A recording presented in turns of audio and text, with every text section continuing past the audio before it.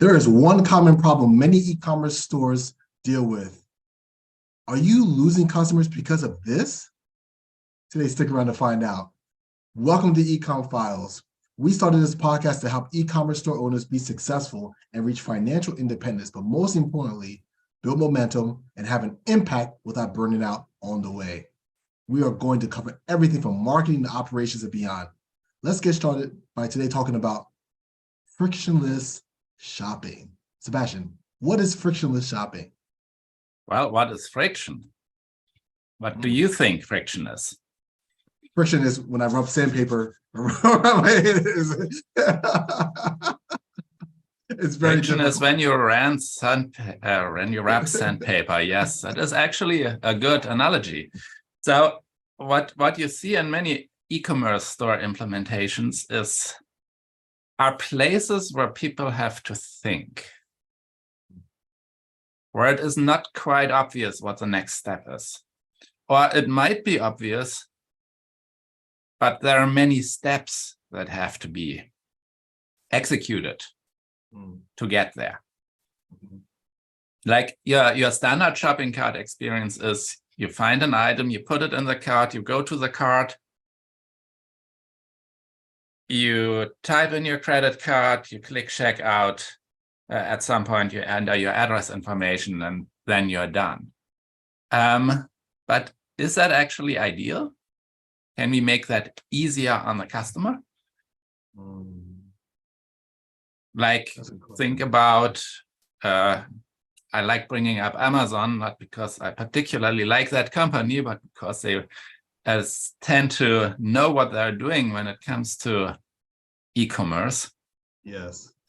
They invented a while back and even patented the one-click checkout. Right. Instead of going through all these steps, you pull up an item, you decide you want it, you click the Get Now button, and the next day it's in front of your door. You don't have to do anything else. That is frictionless shopping. And it causes people to be way more, let's call it trigger happy when it comes to the checkout, than if they have to go through all these other steps. Now, you don't have to go that far, and I'm actually thinking that went a little far. Okay. But between there and where most people are, there is a lot of room to improve. And the thing is, real quick, Sebastian, do you believe having something like a one-click button, does that build trust, or is it just make it easy to follow your impulse? Because you said perhaps it makes it easy to pull the trigger. I want to really kind of dig into that a little bit.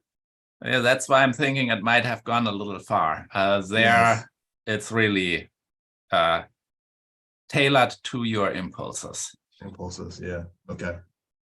But if you make it 2 steps, which depending on where on the Amazon experience you are, sometimes it is 2 steps. Like you click the Buy Now button, and then there's a confirmation where you can, if you want to, change the credit card, change the address and all that. Or you just click, yes, I'm ready to go. That is still very friction-free, but less impulsive. Right. I got it. I think that's a very important delineation that a lot of people might miss, because ultimately you want to be successful, but you want to build that trust with your customers where you're not taking advantage of them, right? Or they don't feel like they're being taken advantage of. Yeah. Think about your credit card fields. Are you asking for the credit card number, the 3-digit code, the date? Like those 3 fields you have to ask for. But how difficult is it to type in the date? Some companies make you type in the date in a specific format, and if you get it wrong, you get an error at checkout, not right then there. And some people make it very easy, like if you think about Stripe checkouts. You just type the 4 digits, and it figures out what you want. Right. You don't have to really think about it. Yeah. That is also, it is a small piece of friction, but it is a piece of friction. And anytime you create friction, anytime the user has to stop and think, they might also think about that they don't want the product. Or That's good. they might just get distracted. Like the more time it takes for the checkout process to complete, the more likely it is that a Facebook message pops up on their phone. Right. And have you ever done a thing and then did another thing, even though the first thing wasn't done, and you thought, I will get right back to it, and then 2 hours later you remember that you never got back to it? That happens here too. And 2 hours later, they probably don't want the thing anymore. And right. And then you lost the customer. And given that buying is really an emotional experience, you know, at a certain level, as far as to taking action, you know, that desire goes. Who knows? You might not be able to get that back. Maybe there was an impetus was they saw an ad, or they saw a pop-up, or they saw something that you had posted in a copy, and now they're distracted. They're completely in a different mind frame. Yeah, I mean, that happens even if you are friction-free. They might select the product they want, and then get distracted, or then think they have to ask somebody else, and then that doesn't happen for weeks.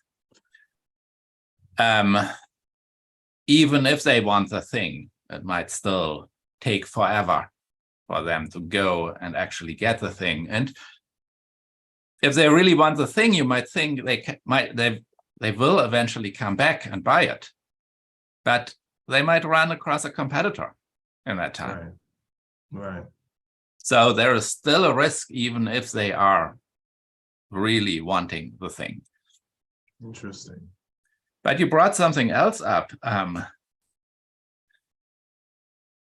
that I think we should talk about, and that is emotions. Maybe not this episode. Let's put that down for one of the next episodes.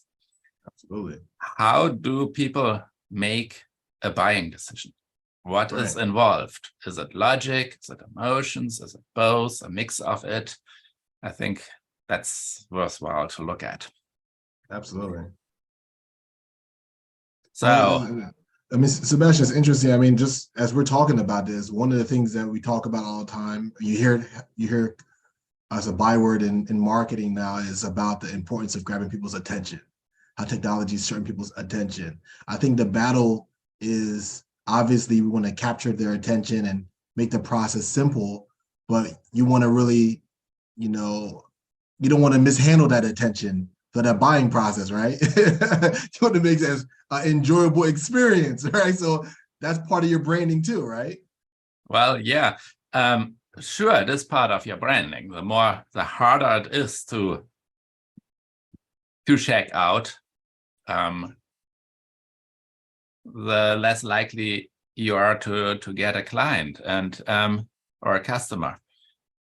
And not really part of this topic, but kind of, yes, if you are telling stories that are not true, you cause also friction. It's a different type of friction, but people will notice. They will think the first time maybe it's not that bad, but if they see it again, they will start looking somewhere else. Like there's a company that specializes on swimwear. It's basically the only place on the internet where you can get high quality swimwear. In that niche, it's better than Amazon.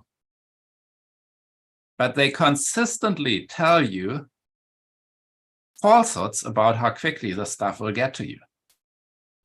Like they tell you in big letters, if you order within the next 2 hours, the thing will get shipped today.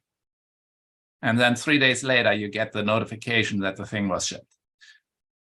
Wow. So there seems to be a marketing message on the screen. Oh, wow. And no intention to follow through on the back end. Oh, wow. So that's a promise. They dropped the ball. That is a promise. There is a that is dropping the ball, but it is also causing, not on the first time, but if it happens repeatedly, it's causing internal friction. Yeah, that's true. It makes it less likely for the customer to go back and order more.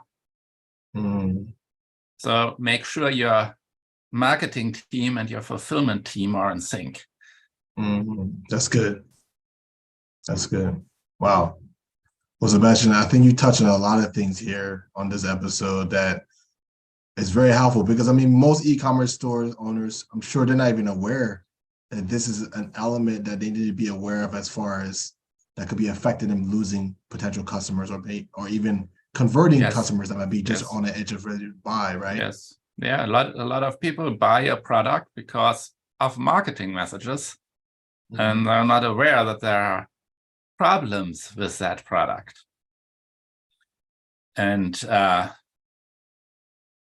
yeah, you need to really be aware of, and then intervene, look at other products, or manually code better solutions if the products on the market don't supply what you need. Very good. Awesome. Well, Sebastian, I think that wraps up this episode. Hopefully you guys got a lot of value. Thank you for showing up, and we hope that you would leave a subscribe, a comment, or a question below in the comments if you got anything out of it. If we have any questions, as you know, we are always checking the comments. We're always checking to see the likes and the shares. And if you like to see more, if you want to see more content, all we ask is subscribe. It doesn't cost you anything. All you got to do is click that button, hit a notification bell. Thanks for watching. Sebastian, any last words for today's episode? As usual, no. Thank you all for showing up, and yeah, talk to you next time.